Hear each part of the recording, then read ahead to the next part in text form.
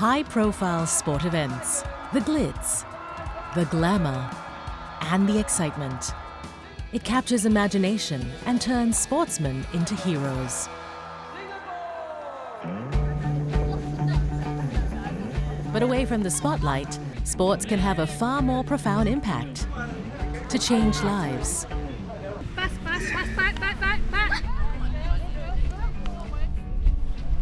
They were all talking at the same time and not listening and we introduced sort of some discipline to that. 2, 3, 4. The best example is me. If not for sports, I think I would have been misguided. 7, 8, 9, 10, 1, 2. Sports can actually break down barriers in the social environment. In this special episode, On the Red Dot follows 3 volunteers. Win as a team, we lose as a team. First time you try may be difficult, but after that you try again and again. And discover the life-changing power of sports.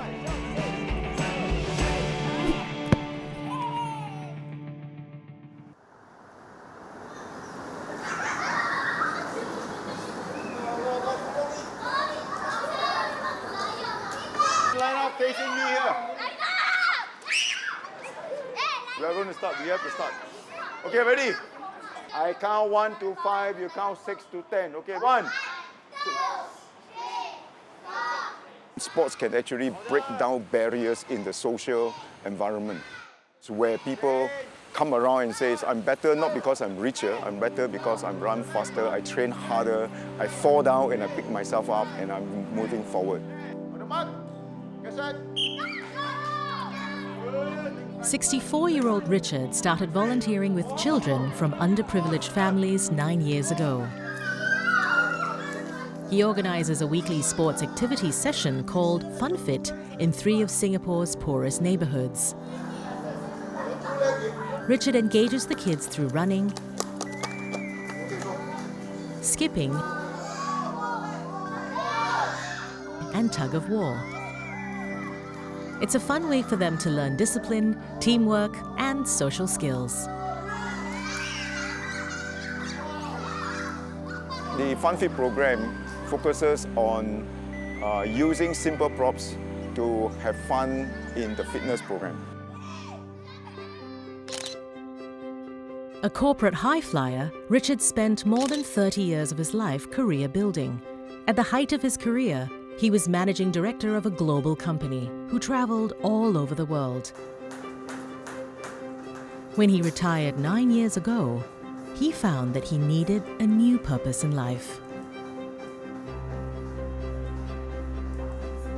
My parents were poor, not rich. I was not born with a silver spoon, and my father is actually a hawker. So I want to see what I can do to help the children break out from whatever cycles they may be. Richard is part of the SG Cares movement that is encouraging people to volunteer their time to do more for the less fortunate. In terms of doing a charity work, there are 2 ways of doing it, right? One is to give money, but for me, I prefer to touch the life of the children with what I have, which is time. There are many children who do not have role models or they do not have a person to connect with.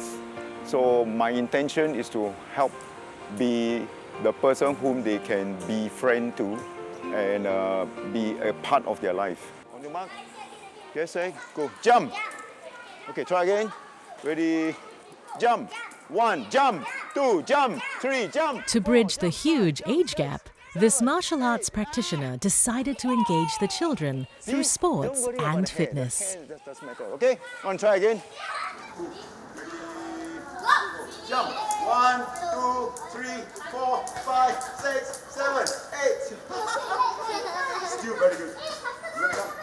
Initially, it is just a small group of the students coming together after school, and when we created a lot of excitement and a lot of laughter throughout the whole program, we find that the onlookers, families will bring their children down and through the children playing games, brings a lot of the family members together.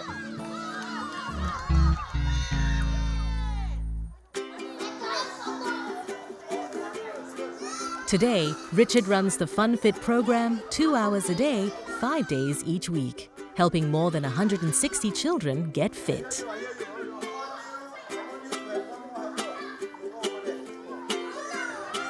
I have a girl student. She does not believe in warming up. Because she did not do her warming up, she has got leg cramps. I spoke to her, make sure that you stretch your leg. And she listened very attentively. I feel that she has learned a lesson that you cannot take a shortcut. So I'm very proud of her.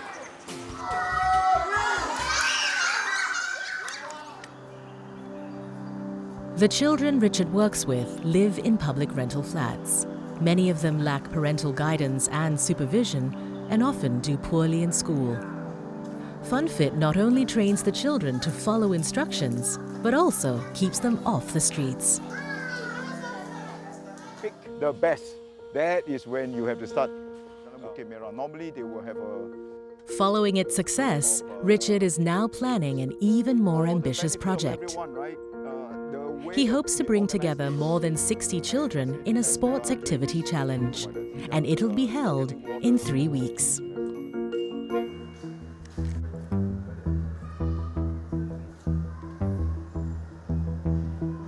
Hello, Uncle.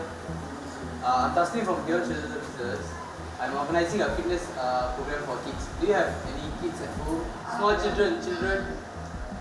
Small. Okay, alright, thank you. For the last 3 hours, student Abdul Taslim has been knocking on doors. Hi, this is Taslim from... He is trying to convince parents in these public rental flats to send their children to an athletics program he started. But no one has signed up yet. Taslim is very familiar with this neighborhood in Henderson. He also grew up in a one-room public rental flat.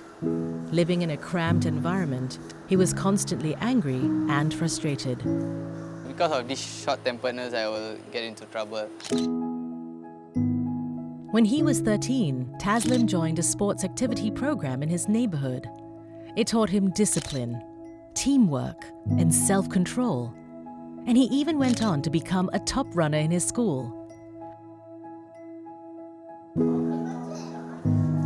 Today, the ITE engineering student credits the introduction of sports in his community for setting him on the right path. If not for sports, I think I would have been misguided. Because having seen my neighbors as well as my old friends, they took the wrong path, ended up taking drugs, working for loan sharks, as well as involving themselves in fighting, and then ended up in boys' home. So it's kind of a bit scary lah. Last year, after attending a prestigious athletics leadership training program at the Michael Johnson Performance Center in Texas, the 20-year-old was even more motivated to pay it forward.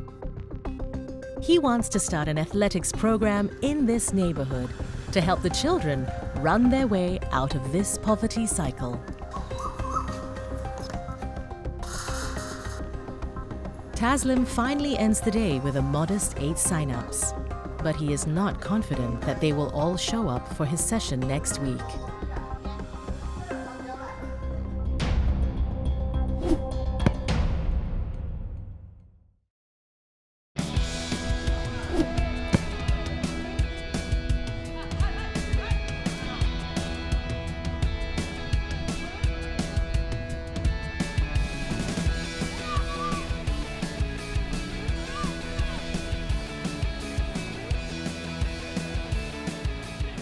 I'm Claire Ferguson, I'm 56. I moved to Singapore about 23 years ago. I come down here once a week, every Monday, with my son. We do a rugby programme. We've got quite a varied age group here. We have from age 12 to age 16, and they were all brand new to rugby. He's going to have the ball, okay? So everybody has to stay in this square with the cones. You have to run around, He's going to try and touch you with the ball. They'd never seen a rugby ball, they'd never thrown a rugby ball before. So we started right down at the basics. Before deciding to stay in Singapore in 2007, Claire and her family moved 5 countries in 11 years. She saw how rugby helped her 4 sons to adjust to their new environments. I had always been very supportive of their sport and really encouraged them to play sport because I think it's such a good thing for, especially because we moved around so often. They would move to a new school and immediately they would be accepted because they played sport, so it was very easy for them to adapt wherever they moved to. When she joined the Rugby Academy in 2016, Claire and her youngest son decided to start a beginner's rugby class for needy kids living in Ang Mo Kio. They hoped that the sport would help these children the same way it helped Claire's 4 sons.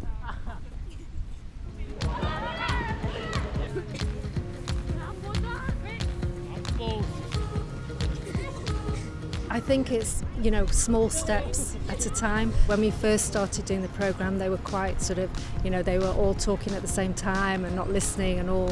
And we introduced some discipline to that. They all have to be here, they all have to listen when the coach is speaking. They have to work as a team. We don't shout at each other. We're all part of a team, we're all working together. And they've really picked up on that. Everybody listening? Yes! Yes. So I don't want any drop balls. The passing's been not so good today. Yes, but passing in a line, you can only pass behind. A year later, more than 15 children below the age of 17 have signed up for this rugby class. Noticing that some of them show promise, Claire wants to offer scholarships to some of the children to train at a higher level with the Rugby Academy team. On average, it's probably about $1,000 a year to attend the academy, which, the boys really couldn't afford to pay that. So we offer the scholarship so that they get the training free. My name is Danish. I'm 13. The favorite thing I like to do is rugby.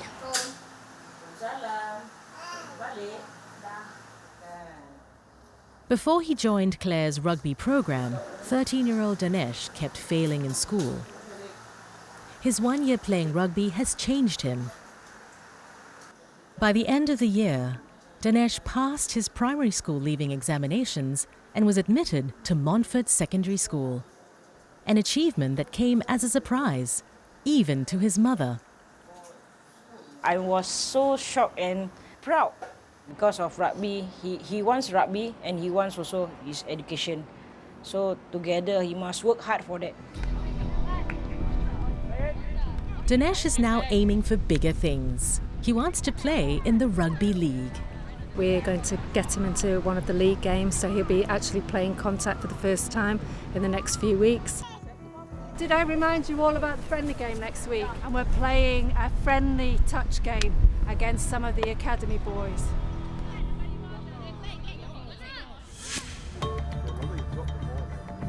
Today, Dinesh is playing his first ever rugby-friendly tournament with kids from the Rugby Academy team. If he plays well, he will qualify for the Rugby Academy team and play in the league games.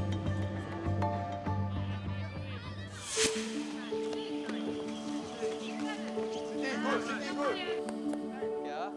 20-year-old Abdul Taslim was inspired to start his own athletics class for needy children to learn running techniques and keep fit. But for the first class, only 5 children turned up.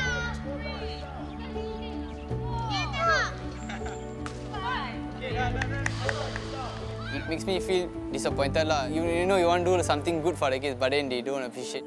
Hey, where's the other guy? Where he go? Are you ready? Okay, come back. As I have no experience in coaching, I had some difficulty in terms of controlling the kids. Stand up. Stand up.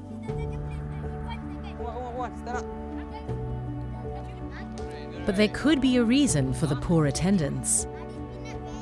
The kids in my program were telling things like, there's another program on Tuesday as well. If you drop these, you have to pick it up and then you have to run again. In the same neighborhood, 64-year-old retiree Richard Wee is conducting weekly sports activity classes, Funfit for children. The classes keep children off the streets and engaged in activities to keep them fit.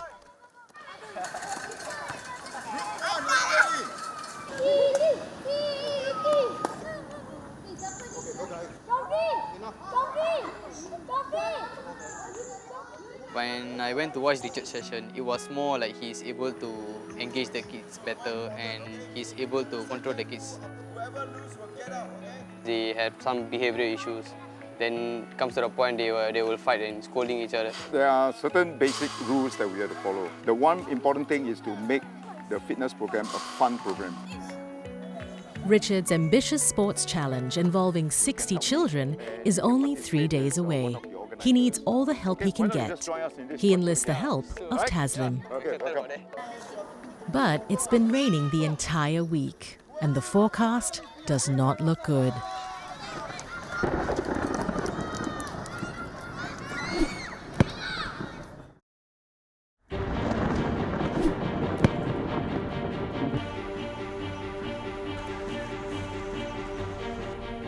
Okay, where are you? Did you see the car park? Richard, Taslim and the Funfit volunteers are getting ready for the biggest sporting event they have ever organized. So I know that Whampoa will have 5. I'm not sure how many is coming from Jalan Bukit. 60 children from 3 different neighborhoods will be participating in running, skipping and tug of war. But the weather is threatening to wipe it out. Don't worry lah. If it rain, then we play in the rain. Last time kampung also we play in the rain. Why you worry?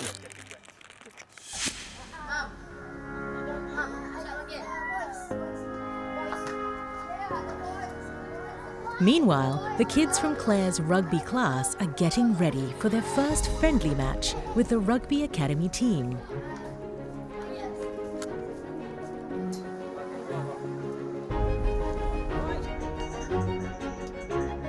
Dinesh is especially nervous.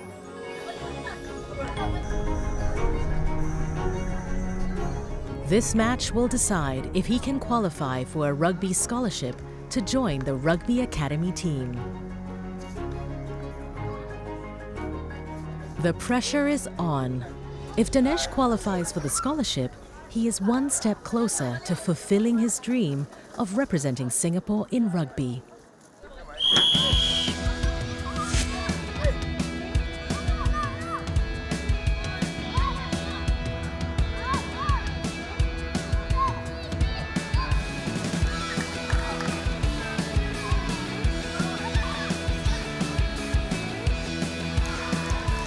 After 45 minutes, the tournament is over.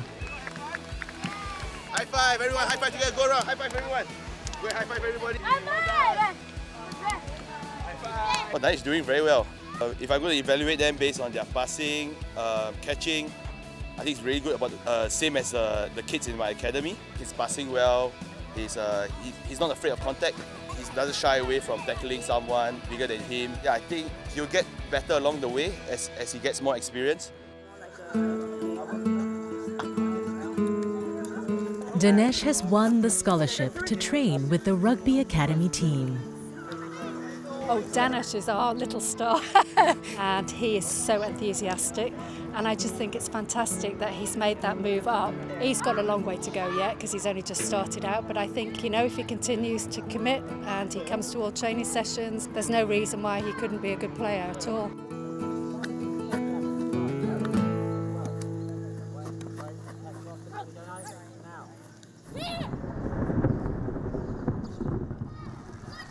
Over at Henderson, it starts to rain, but Richard has made the call to push ahead. Every one of you must have fun. Okay? Have fun. All right, go back to your group. We're going to start first event. Go. Come on.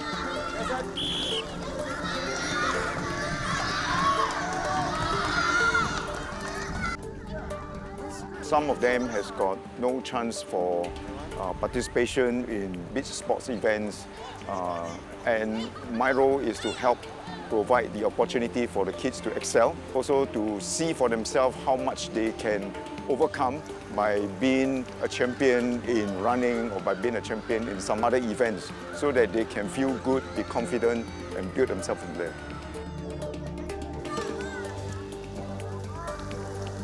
Just as the event draws to a close, something unexpected happens.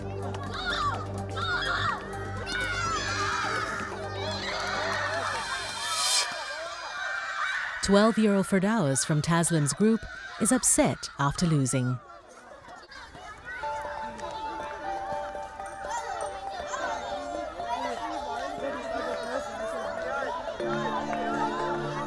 I didn't know that dudes will end up in this kind of situation. I think he got like short-tempered though. Whenever he get angry, he will just burst it out and then towards his mates.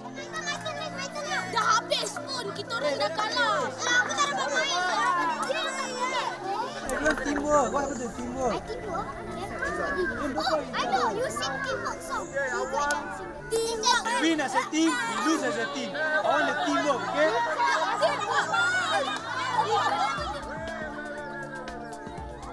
I hope the kids will eventually learn to be even more better in terms of facing challenges like this.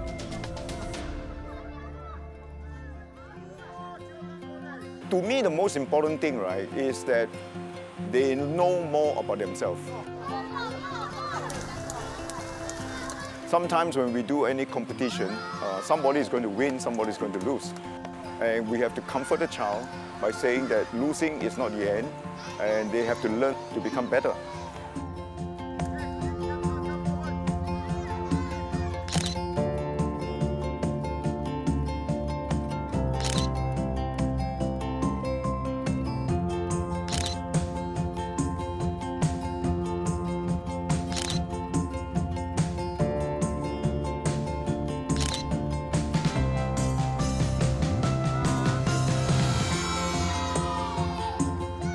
Go!